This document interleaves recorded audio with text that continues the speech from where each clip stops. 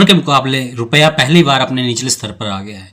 जितने भी रिकॉर्ड थे लो के, वो सारे रिकॉर्ड पार करके अब 90 से भी नीचे पहुंच गया है। डॉलर के मुकाबले रुपया रोज ऊपर नीचे होता है, लेकिन क्या इसका असर आम आदमी की जेब में पड़ता है? तो आइए इसको समझने की कोशिश करते हैं आज।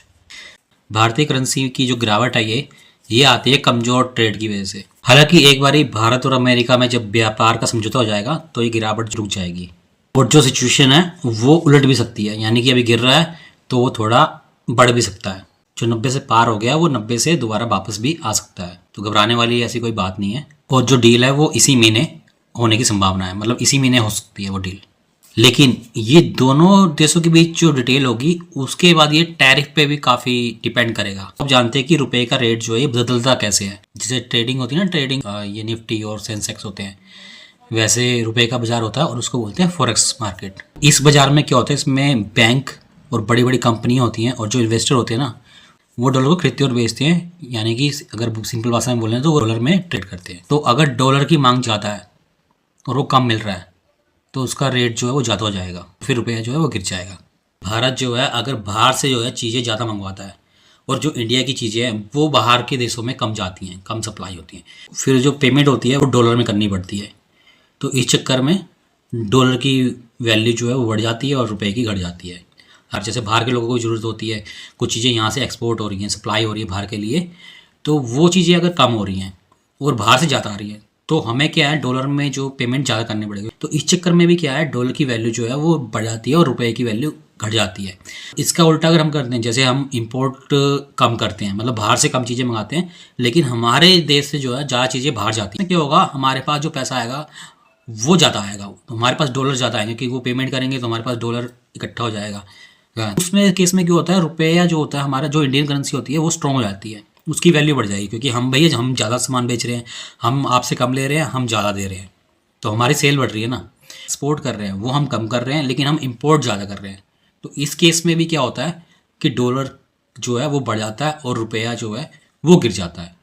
एक और कंडीशन होती है, जैसे अमेरिका है, वहाँ पर अगर इंटरेस्ट रेट ज़्यादा मिल रहा है तो यहाँ पर क्या होता है, बड़े बड़े इन्वेस्टर जो होते हैं जो वहाँ पर वो इन्वेस्ट करना चालू कर देते हैं अपना पैसा, अमेरिका में इन्वेस्ट करना चालू कर देते हैं कि भैया हमें तो वहाँ पर अमेरिका में ज़्यादा ब्याज मिल रहा है, इंडिया में कम मिल रहा है, तो यार इंडिया में क्यों करें, वहाँ इन्वेस्ट करते हैं। कोई भी होगा जहाँ पर जिसको ज़्यादा प्रॉफिट होगा वो उसी तरह भागेगा ना। तो ये भी एक सिचुएशन होती है जहाँ पर क्या है डॉलर की वैल्यू बढ़ जाती है। कच्चा तेल जो है उसकी अगर कीमतें बढ़ जाती हैं, अगर उसका रेट बढ़ जाता है तो भी भारत को क्या है ज़्यादा पेमेंट करनी पड़ती है। तो ज़्यादा पेमेंट करनी पड़ती है तो उस केस में भी क्या होता है डॉलर की वैल्यू बढ़ जाती है और रुपये की वैल्यू जो है वो गिर जाती है। तो सीधा सीधा कहने का मतलब ये है कि अगर भारत में डॉलर जो है वो ज़्यादा आएंगे तो रुपया मजबूत होगा, लेकिन अगर भारत से डॉलर जाते हैं तो रुपया गिर जाएगा। अब जानते हैं ये जो रुपया गिर रहा है इस पे हम पर और आप पर क्या असर पड़ता है। जो वैल्यू डाउन हो रही है हमारी इंडियन करेंसी की, आम लोगों के ऊपर उसका क्या असर पड़ता है। वैल्यू जब रुपये की कम हो गई तो ज़्यादा पेमेंट करनी पड़ेगी, तो ऑब्वियस है पेट्रोल और डीजल के जो रेट है वो बढ़ जाएंगे, और पेट्रोल और डीजल के रेट बढ़ेंगे तो जो ट्रांसपोर्ट है उसके ऊपर असर पड़ेगा, और उसकी वजह से क्या है जो हमारे डेली नीड की चीज़ें हैं, जैसे दूध दही जो डेली यूज़ करते हैं, सब्जी वगैरह, हर चीज़ जो है वो महंगी हो जाएगी। रुपये की वैल्यू अगर डाउन होती है तो चीज़ें महंगी होने लग जाती हैं, तो उसका असर आम आदमी पे पड़ने लगता है।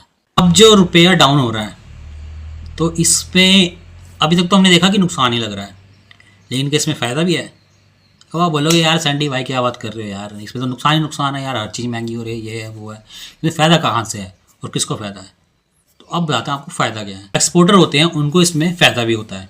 फ़ायदा कैसे होता है, अगर जैसे मैं मान लो एक्सपोर्टर हूँ या आप एक्सपोर्टर हो, आप यहाँ पर कुछ मशीनरी वगैरह मतलब कुछ भी बनाते हो, आप एक फ़ोन बनाते हो और आप बाहर इंडिया से बाहर आप जो एक्सपोर्ट करते हो बाहर की कंट्री में भेजते हो, तो अगर आप बाहर की कंट्री में भेज रहे हो तो आपको जो पेमेंट मिलेगी वो भी तो डॉलर में मिलेगी। जब आपको पेमेंट डॉलर में मिलेगी और आप उसको इंडियन करेंसी में एक्सचेंज करते हो तो आपको इंडियन रुपीस जो है वो भी डॉलर के मुकाबले ज़्यादा ही मिलेंगे। आपको जो अपने बंदों की सैलरी देनी है, जो आपकी कंपनी में काम कर रहे हैं उसकी सैलरी देनी है, या आपको रॉ मटेरियल जो खरीदना, जो आपने फ़ोन बनाया है उसके लिए रॉ मटेरियल खरीदना, वो तो इंडिया में मिल रहा है ना, वो तो आपको इंडियन करेंसी में लेना पड़ेगा।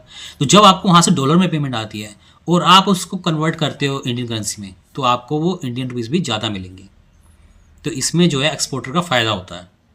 अब इसमें एक्सपोर्टर जो होते हैं उनका तो फ़ायदा है, लेकिन हर कोई एक्सपोर्टर थोड़ी है। जो आम आदमी है, जो हमारे और आपके जैसे हैं, उनकी जेब में तो इसका असर पड़ेगा ही पड़ेगा। तो ऑलरेडी रुपया जो है वो 90 के पार पहुंच गया है। अब देखना ये है कि इस मंथ जो भारत और अमेरिका की जो डील होने वाली है, बिजनेस समझौता जो होने वाला है, उसके बाद क्या असर पड़ता है रुपए पे।